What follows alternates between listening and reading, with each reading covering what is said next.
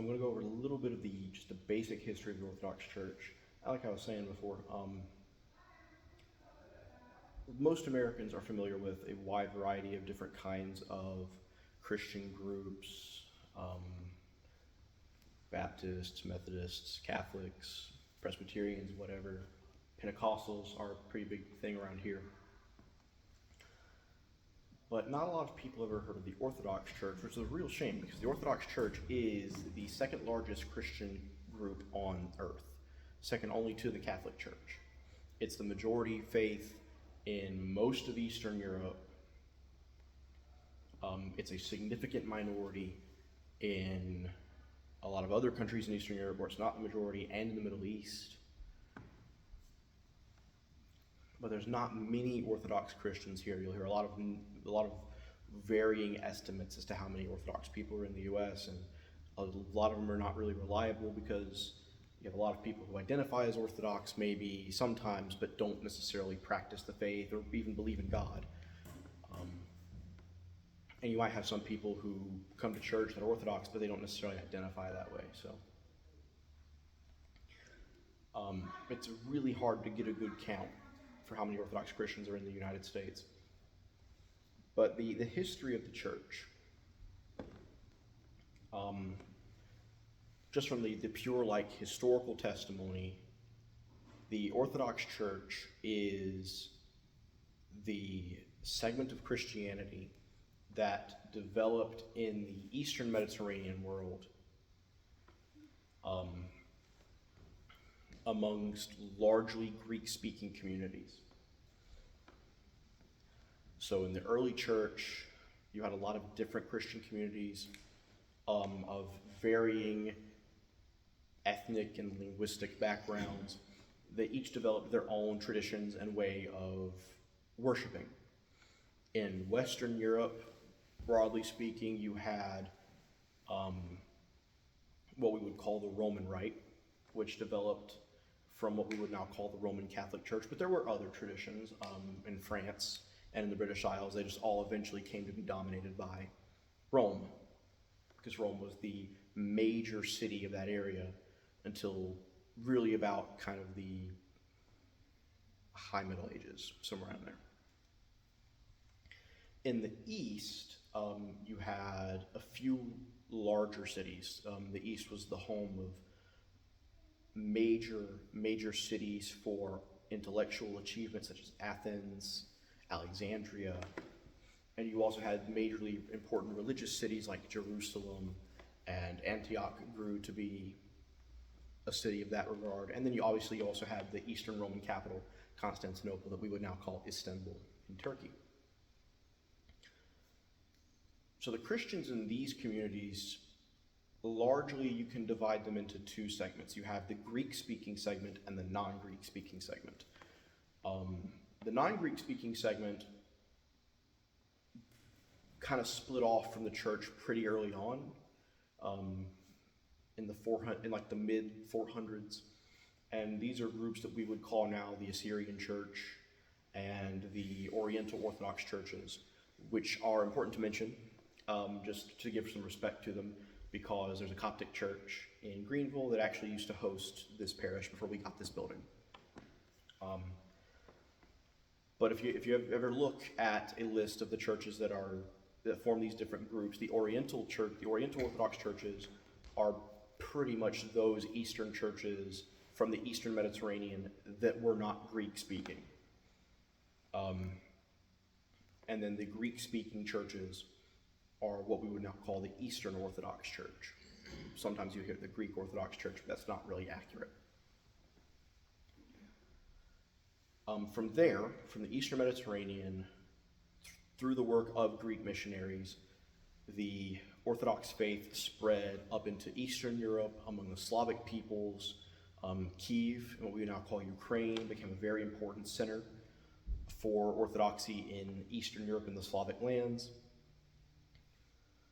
So now Orthodoxy is the majority religion both of Greece, but now also other countries such as Russia, Ukraine, Serbia, Romania. And that happened around the 900s. At this time, the Orthodox Church was still united with the Roman Church in the West. The date that you'll hear is 1054 for the split. That's not really accurate. The split actually took a couple of centuries to fully manifest. The history of it is very complicated. I'm not an expert on it, but as far as I understand, 1054 is the date that a representative of the Pope went into the altar of the Hagia Sophia Church in Constantinople, which was the seat of the Patriarch of Constantinople, and placed a papal bull, so a papal decree, excommunicating the Patriarch and his followers. The excommunication was not for the entire church, it was just the Patriarch.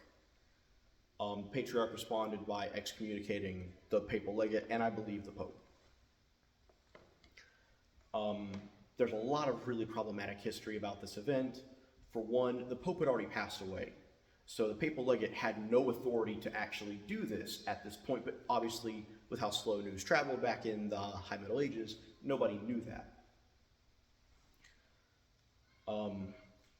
Really, the split took, I think the testimony is that the last Latin communed in Antioch, I think in the 13th century. So this is actually around the time of the Crusades. The Crusades did not do much to help the relationship between the churches. But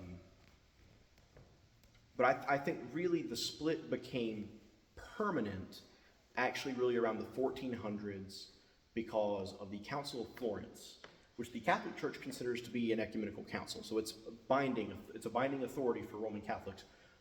But thanks largely to the work of the laity and one bishop, St. Mark of Ephesus, the Eastern churches have rejected the Council of Florence, and I think that's really what makes the split between the Roman Church and the Orthodox churches broadly permanent.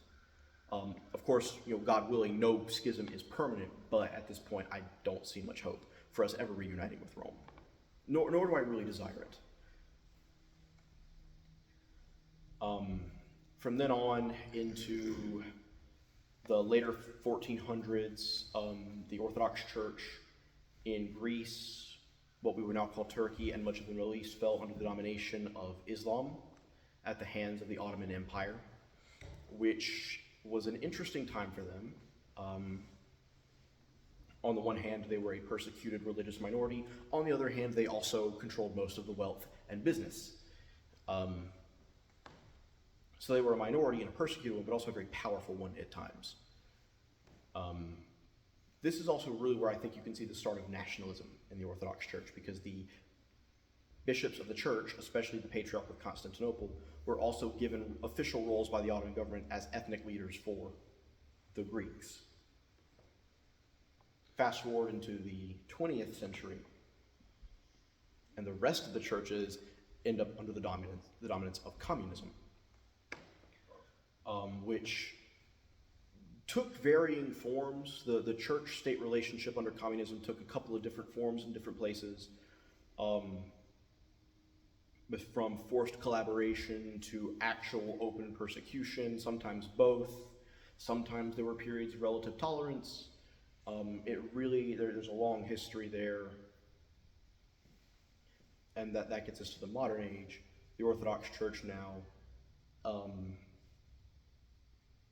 in the modern Eastern Europe, navigating a landscape where these countries are no longer communist dictatorships. They are now pluralistic democracies, for the most part, and the church is having to kind of realign its relationships, but also at the same time, because largely of communism, quite a few Orthodox Christians migrated to the Western world, both to Western Europe, Canada, the United States, where of course they opened churches. These exiles really are responsible for the founding of jurisdictions like the Orthodox Church in America, the Russian Orthodox Church outside of Russia, and to a certain extent, churches like ours, the Romanian metropolis. That's the secular history. The pretty basic facts. The Orthodox Church is that predominantly Greek-speaking church from the Eastern Mediterranean that developed from the early days of Christianity, largely after the legalization of Christianity in the Roman Empire.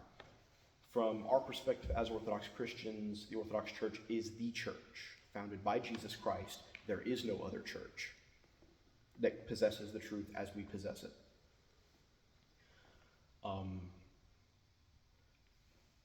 So we would say that we possess an unbroken apostolic tradition, the faith as handed down by Christ to the apostles that they then preached and spread and then died for, which has been confessed by generations upon generations of the faithful for 2,000 years. So we would date the founding of the Orthodox Church to Pentecost.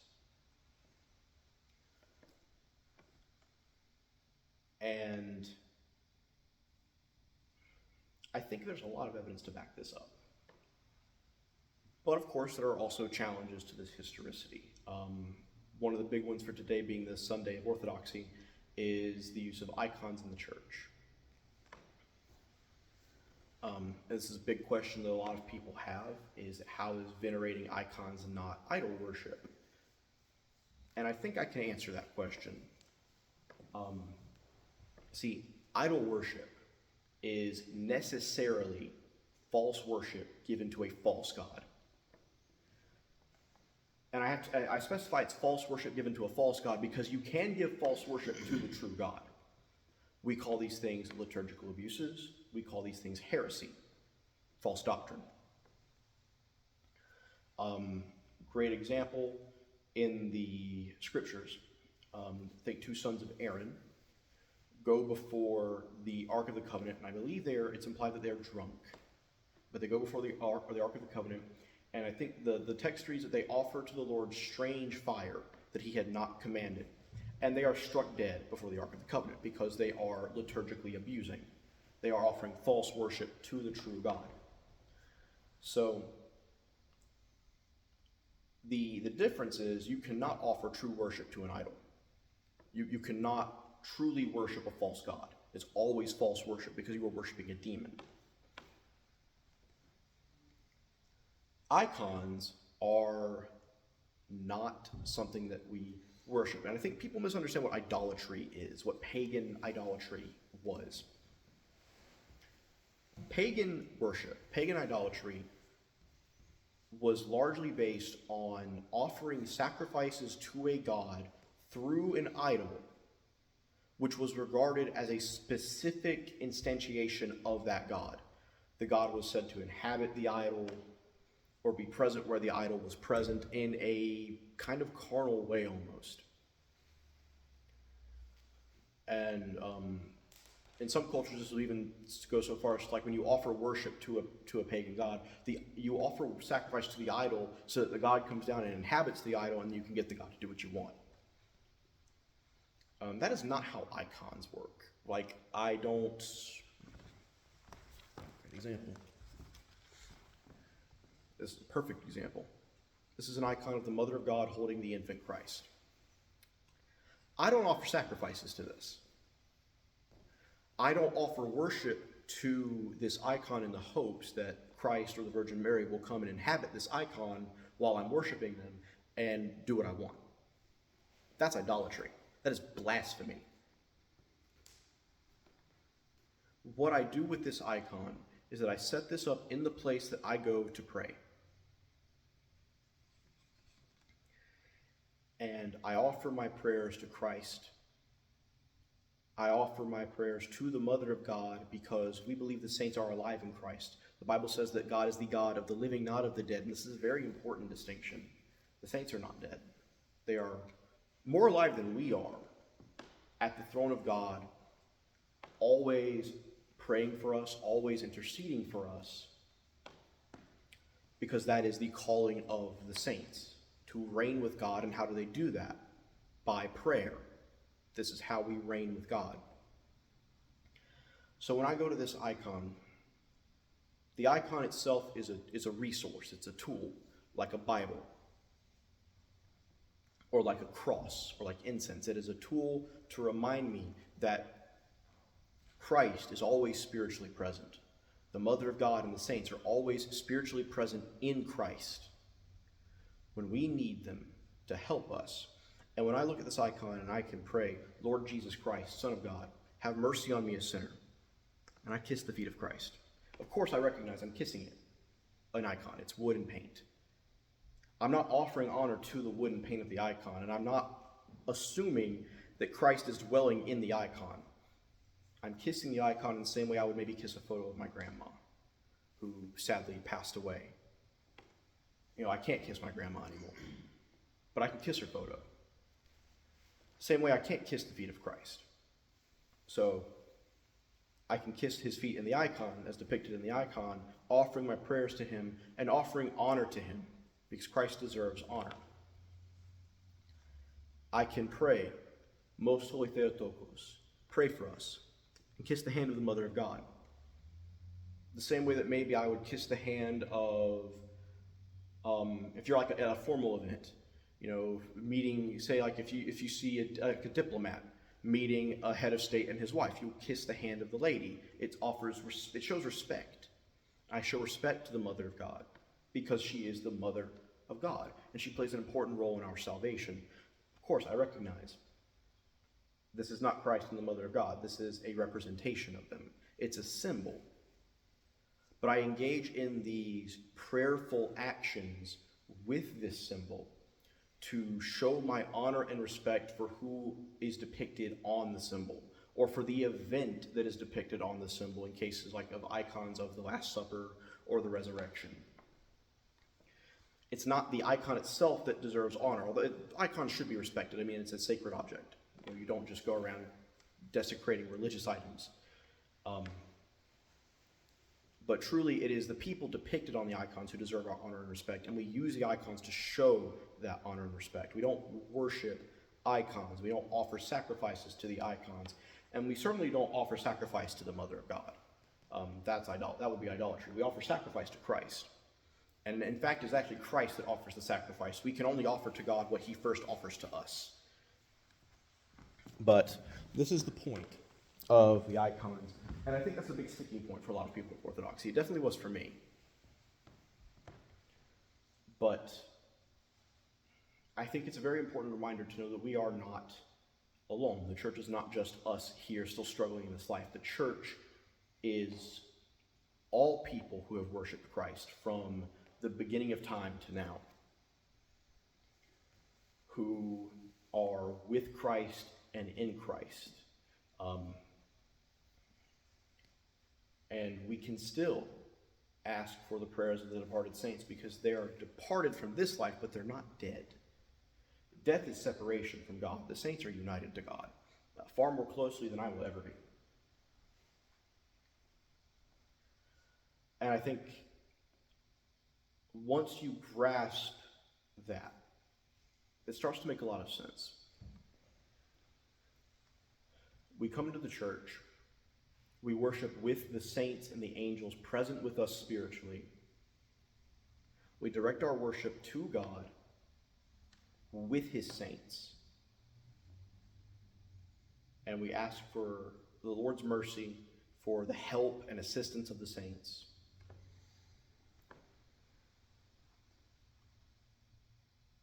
And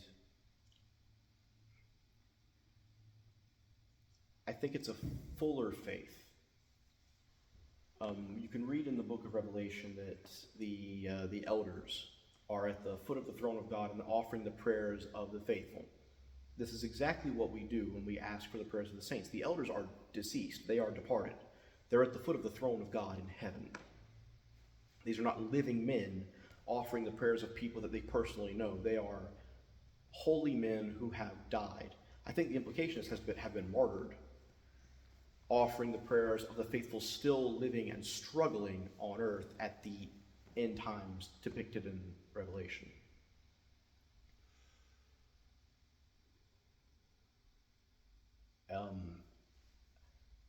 And of course, I think that's kind of a specific topic to focus on for the first catechism class, but I think it's super important to talk about because I think it's going to play into everything else that we talk about.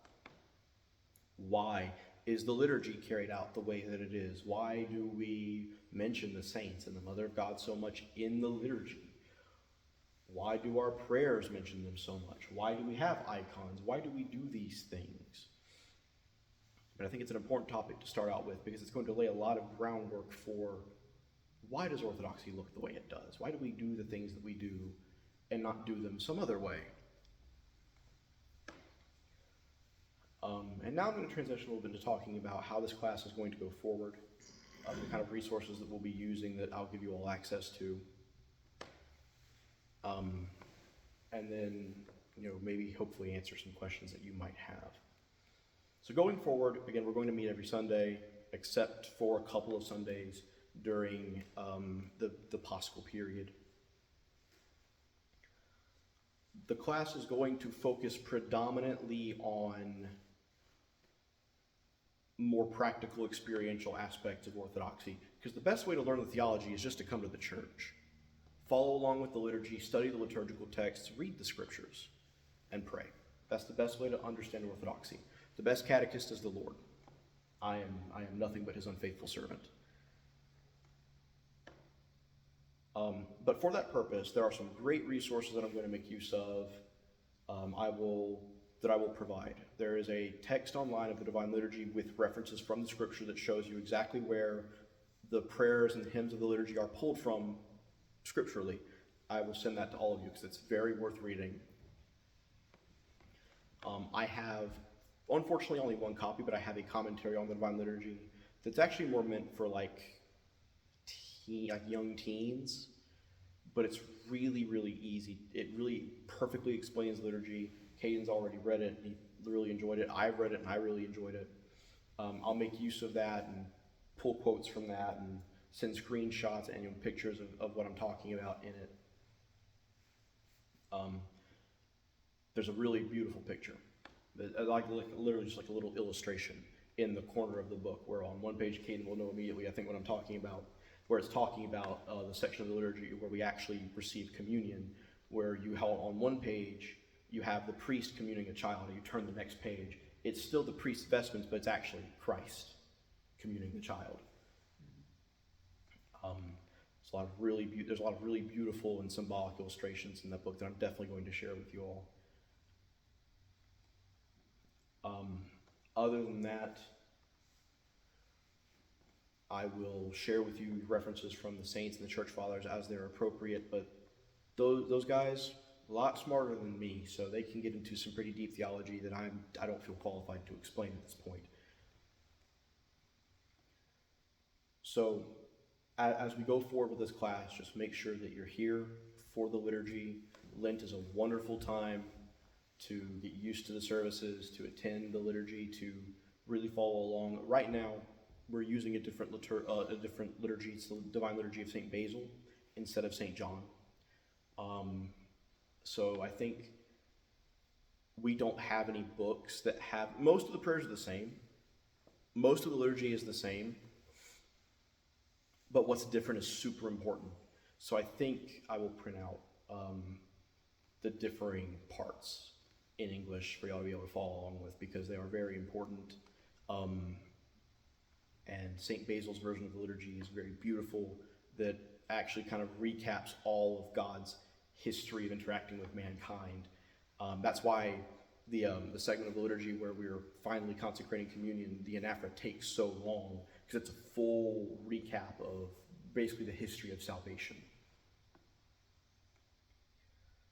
I could catechize you with just that. I don't need anything else, but the best thing to do, just come to the liturgy. This parish and other parishes around during Lent will have other services going on. Typically on Wednesdays and Fridays, other parishes around will have the pre-sanctified liturgy, where communion consecrated the previous Sunday is received.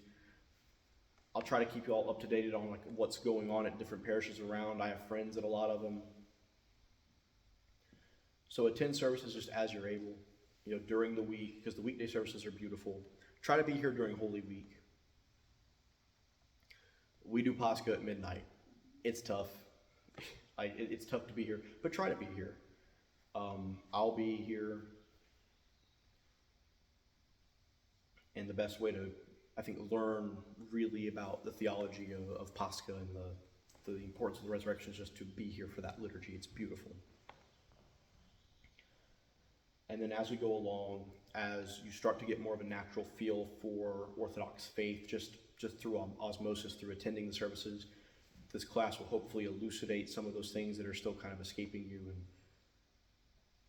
go through the questions you might still have and explain things, I hope, a little bit more clearly, as is the difficulty of attending a parish where we use so much of a language that you probably don't understand. But also, I mean, as always, just continue to pray for the Lord's guidance. That's the biggest thing. Is it's a very, very difficult decision. I guess this is where I'm going to get a little bit personal. I was not raised Orthodox. I'm a convert. I grew up Southern Baptist. It's very difficult to adopt a new religion. You really have to believe you're doing the right thing. You have to believe you're being guided into truth.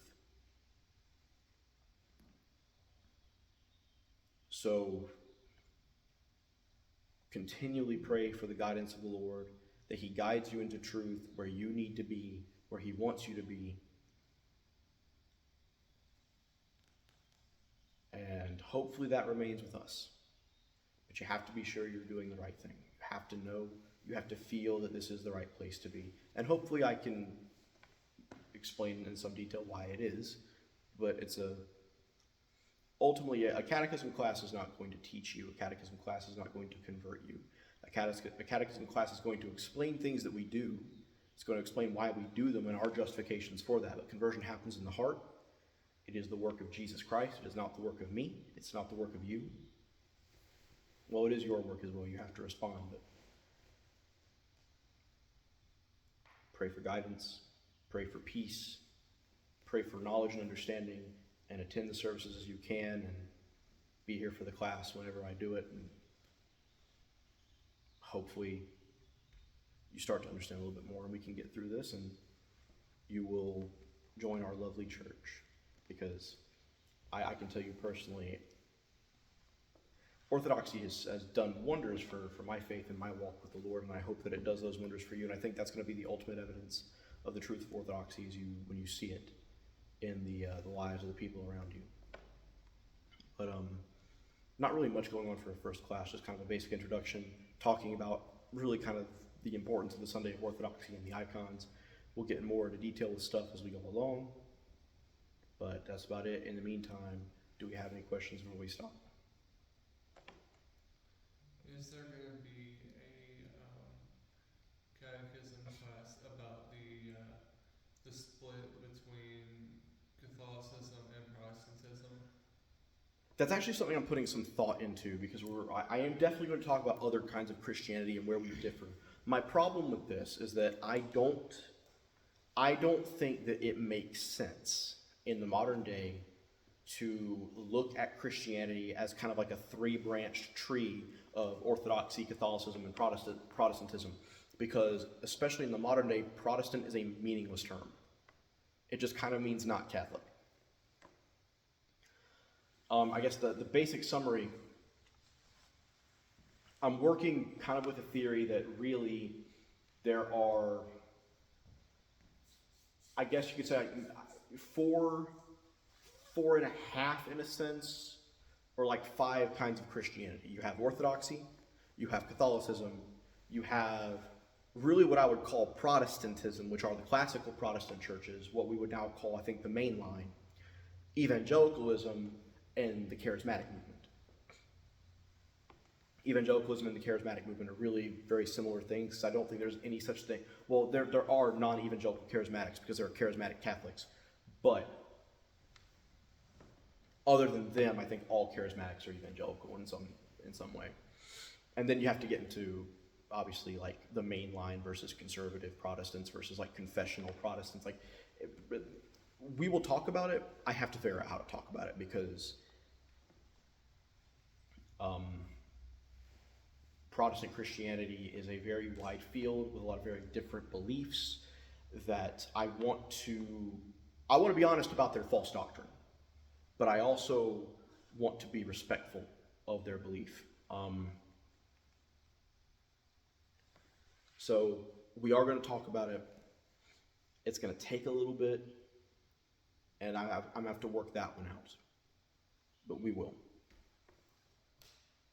You said that Orthodoxy is the second largest after Catholicism. Were you also including the Oriental Orthodox, or? We don't need to. The Eastern Orthodox Church is the second largest Christian church on the planet. Okay, so it was the Eastern Orthodox. Okay. Um, Do you have any reasons as to why in the 400s the Oriental and the what we now call Eastern separated? Do you think there's any hope for? I know you mentioned your I guess skepticism for ever like reuniting with Rome, and you're definitely not wanting to reunite with Rome.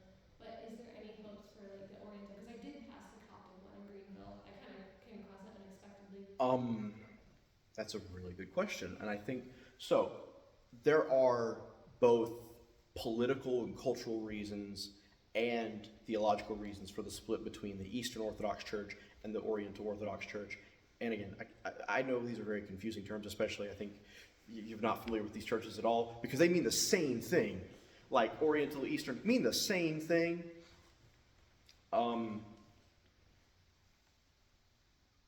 But I think I made the point, politically, culturally, I think I already hinted at that all the churches that are now Oriental are the ones that weren't Greek. The Eastern Church is the one that's Greek. So those are kind of the political and cultural reasons. The churches that we would now call the Oriental Orthodox churches were those communities that didn't really assent to the rule of the very culturally Greek Eastern Romans. To a certain extent, I think there were even communities of them that were actually living under Persian rule or aligned themselves with Persia against the Byzantines. Again, part of that is for politics, culture. The theological reasons why they were at odds is, it's going to get really confusing very quickly, but it's a difference of opinion on the nature of Christ.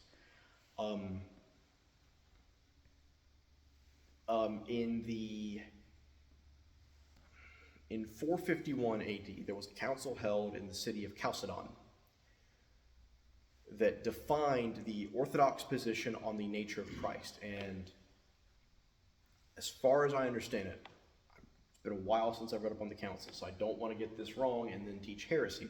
But as far as I understand it, the Orthodox position is that Christ is one person with two natures, one fully divine, one fully human, that are united but not mixed.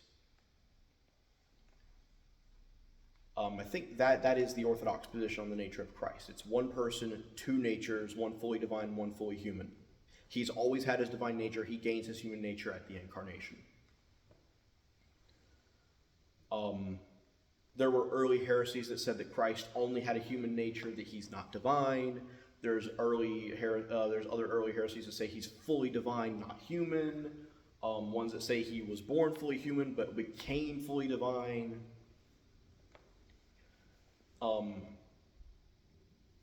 The Oriental Orthodox churches disagreed with that definition.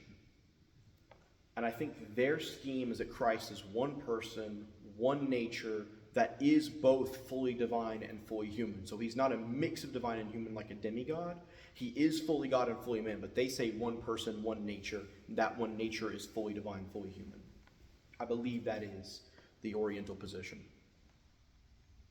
And I'm sure if I'm wrong, some Egyptian man is going to absolutely blast me when I post this on the internet. But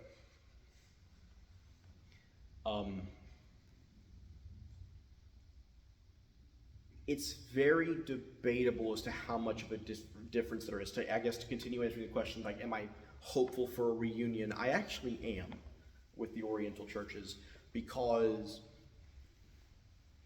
it's very difficult to truly, I think, get an estimation for how different our theologies actually are. You see, at the time, the history of the early church is filled with a lot of disagreements over terminology. Because contrary to what secular scholars might want to tell you, there is no other religion like Christianity that has that like no other religion worships a God-man like Christianity does. So the terminology to define how we talk about that didn't exist. The church fathers had to come up with it. They had to create terms. They had to borrow terms from Greek philosophy and redefine them. There was a lot of just coming up with jargon to define our theology in the early days of the church. And especially when you're talking about communities that spoke different languages, things don't always translate super well.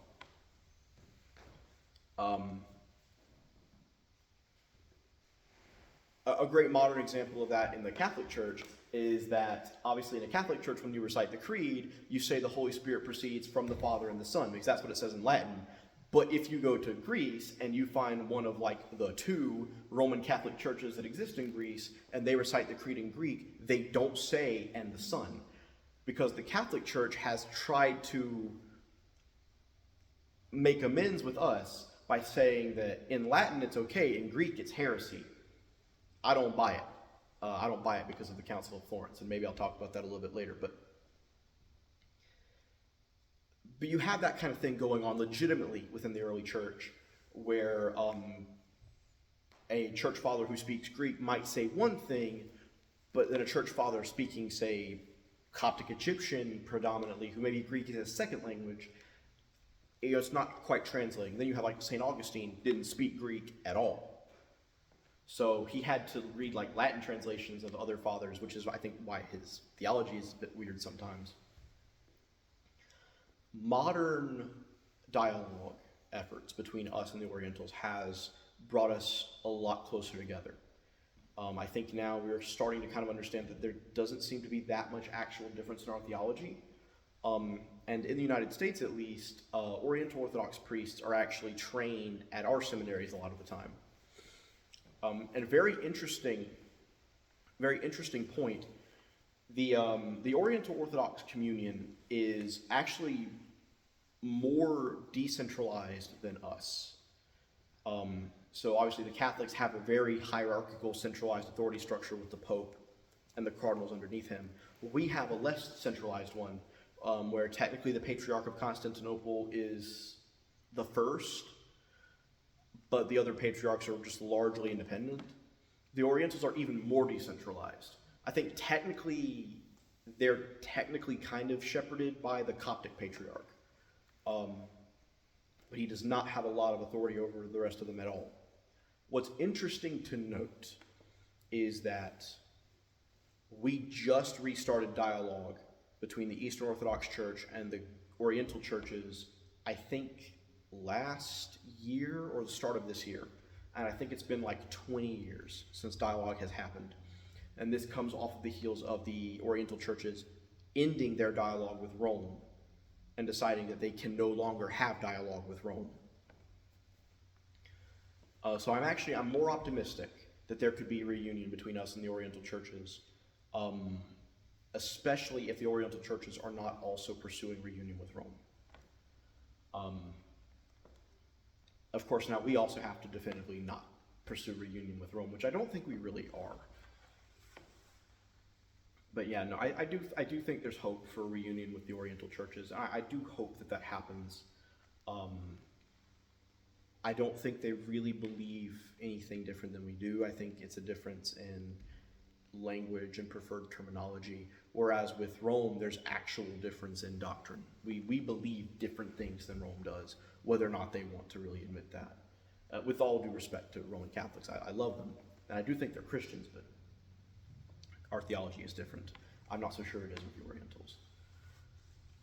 Very long-winded. The schism is pretty much a miscommunication of 1600 years almost, like, because it's kind of what it sounds like. It's a miscommunication. It's a miscommunication in terminologies, but it's also a political break that has to do with ethnic conflicts and the history of Hellenization. I feel like a lot of, because I'm Polish and Lithuanian, and I've always wondered why are we not Eastern Orthodox? And Oh, that's simply because y'all were, the Poles and Lithuanians were just evangelized by Catholics. Well, and then A it's little bit not further like you west. made a conscious decision to want to reunite with Western Europe and be part of Western Europe as opposed to Eastern, because it almost kind of sounds like a lot of Christian. I don't know if I'm just like thinking too much outside the box here, but it almost seems like when people were kind of choosing their alliances, I don't even know if they were really considering truth as much to like just who has maybe the most power, you know, who do we want to align with, as opposed to what's the most authentic representation. To a certain extent, I do think the history of Christianity being spread to that area,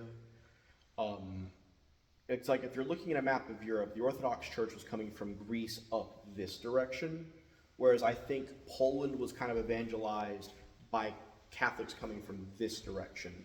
So I think Poland and Lithuania is actually that dividing line between the Orthodox East and the Catholic West, and that line runs through like, this would offend a lot of people. The only difference between a Serbian and Croatian is that one's Catholic, one's Orthodox. They speak the same language. They live in the same area. They have the same grandparents. The only reason that they are different peoples is because they have a different religious background, and because of that they have a different culture now. That's the only reason that Bosnian is different, because they're Muslim. But so there's definitively a line, right? There's a line where, I could go draw it on a map line between areas that were evangelized by the Catholic Church, well, at that point, the Western Church, and areas that were evangelized by the Eastern Church. Because keep in mind, when this evangelization happened, these churches were still united.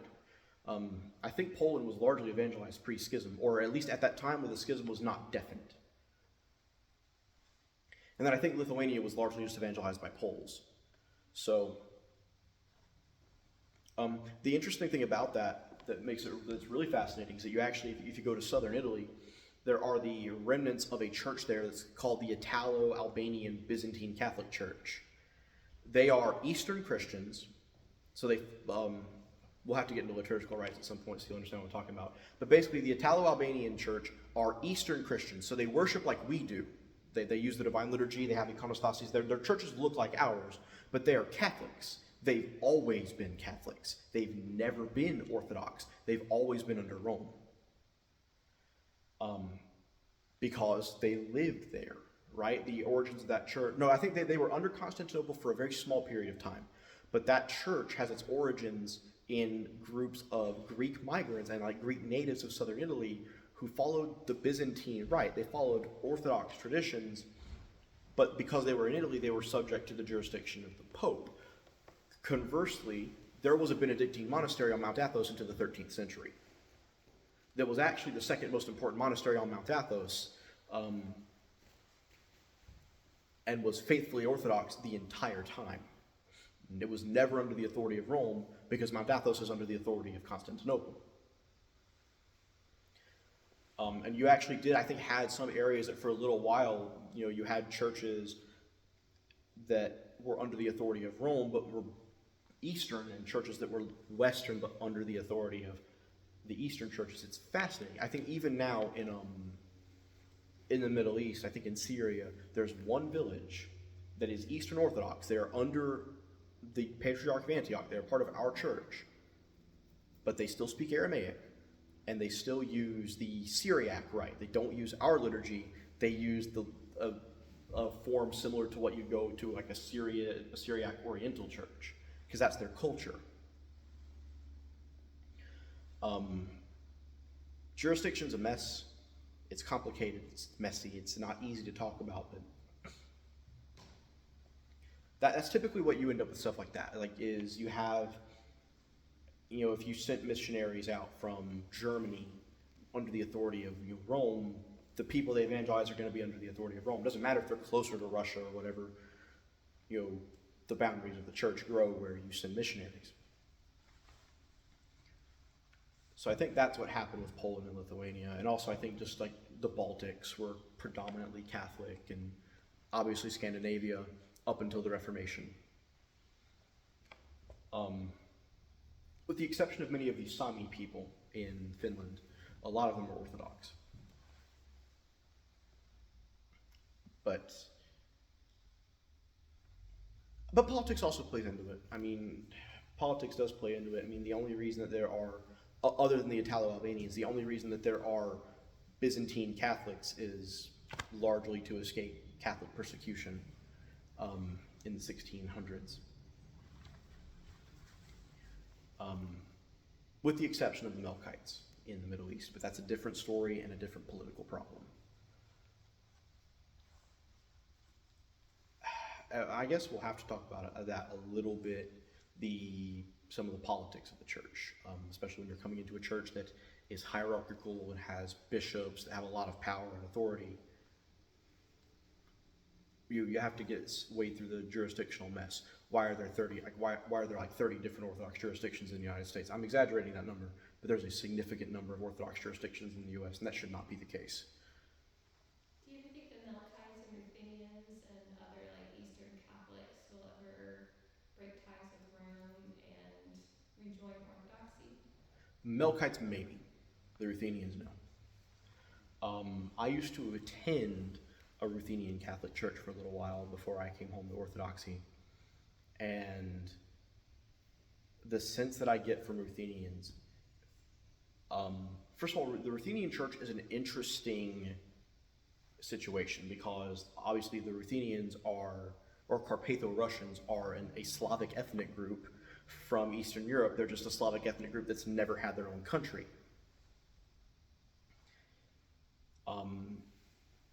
Their church is not based in Eastern Europe. The Ruthenian church is headquartered in Pittsburgh.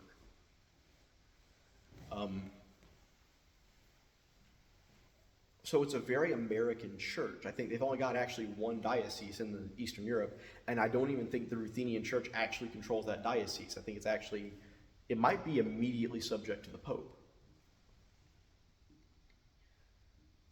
So the Ruthenians are too tied in with Rome to ever break out and become independent. What you'd see is you'd start to see kind of what happened in the late 1800s with Saint Alexis Toth and his Ruthenian community and the Carpatho-Russian diocese that joined Constantinople. Is if things ever go really south with Rome, you'll just start to have like individual communities, individuals, families, priests, and maybe entire parishes come into the Orthodox Church and either join the OCA or join the Carpatho-Russian diocese. I'd be surprised if you saw like a bishop come in though. The Melkites, it's a little bit different. The Melkites maintain more of that identity, because the sense that I get from Ruthenians, right, is that they are Catholic. Like Ruthenians are Catholic. Even if they're Greek Catholic, they are very Catholic. It's the same thing with Maronites. Maronites are Eastern Christians, but there's no chance they're ever going to join the Orthodox Church. They're Catholic, purely Catholic. So that's the sense that I get from Ruthenians, is that they are Catholics. They will remain Catholics. The ones who are going to become Orthodox already did 100 years ago. And you might still have a few individuals that do. The Melkites are different. Because the Melkites maintain more of that idea that like they are Orthodox, just in communion with Rome. And in fact, the Melkites actually tried to have communion with both churches, and they were told by both us and Rome that that wasn't going to fly, because we're not in communion with each other. So, Melkites are a little bit of a weird situation where I feel like if Rome goes off in a direction that the Melkite church feels is unorthodox, which I think seems to be kind of the read I'm getting on them, I think the Melkites are starting to kind of think that way. I could see the Melkites rejoining the Orthodox Church because they could very easily just fold back into Antioch and Alexandria and Jerusalem and areas where you have Melkite communities there. It would take a little bit of time. You got to figure out who's going to be our patriarch, and you can't have two, but I could see that happening. You didn't ask about the Ukrainians, but the Ukrainian Catholics I don't know, because I think they were the only Greek. Very Catholic to me. But they were also the only Greek Catholic church to actually publish an official response to Fiducia Supplicans, where they actually condemned it. They were the only ones, as far as I know. So, I don't know. The problem with the Ukrainian Catholics is actually more the situation in Ukraine. I'm not sure the Ukrainian Catholics would ever want to reunite with an Orthodox Church that has endorsed their slaughter. Essentially more political. Yeah, they would never unite with Moscow. They would maybe join the Ecumenical Patriarchate. They would never unite with Moscow, and they shouldn't. I mean, at this point, I think the bridges are burned. But no, Eastern Catholics are an interesting bunch. That's what I always talk like Lithuania and Poland. I mean, I guess maybe it makes sense if they have Christian Yeah, I don't believe they were ever Christianity. significantly Eastern in practice. Really hate Russia. I mean, it's kind of what I grew up thinking. Yeah, I just don't think that Poland or Lithuania were ever significantly Eastern in their tradition. I think they were always kind of Western. To be fair, though, there are enough Orthodox people in those countries that they actually have like their own autonomous Orthodox churches. So like there is a significant Orthodox presence there. They're just a minority. But no, I'm not confident. I'm not confident in the prospect of a reunion with. I'll say it like this: I'm more confident that we get a whole bunch of like conservative Anglicans joining the Church's Western Rite dioceses than I am in reunion with Rome at this point. I don't believe we believe the same things anymore.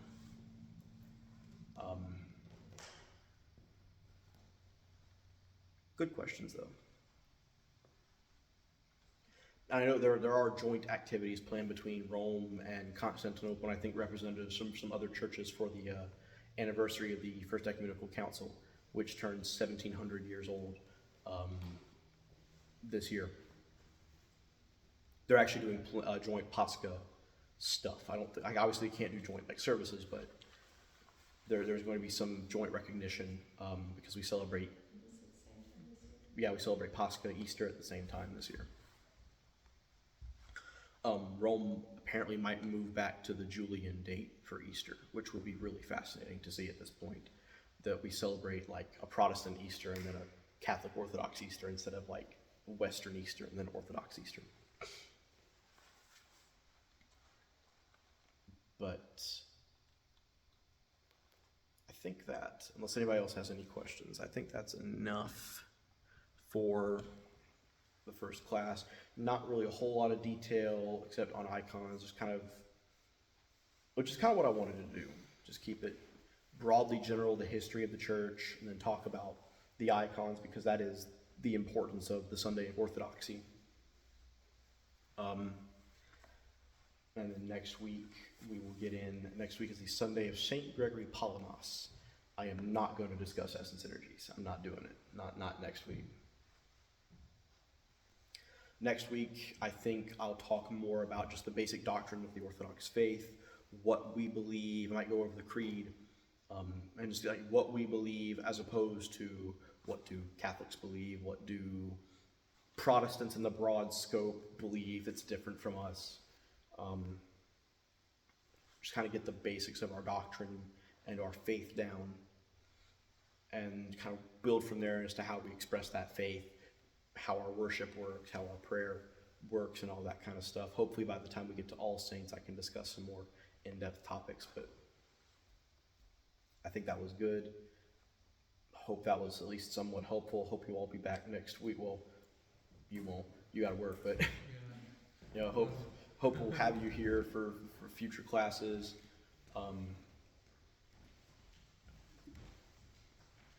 And just being here and worshiping with us. I know that hopefully now that the time changes happen, we're not all going to be caught off guard by it. I know I was setting my alarm.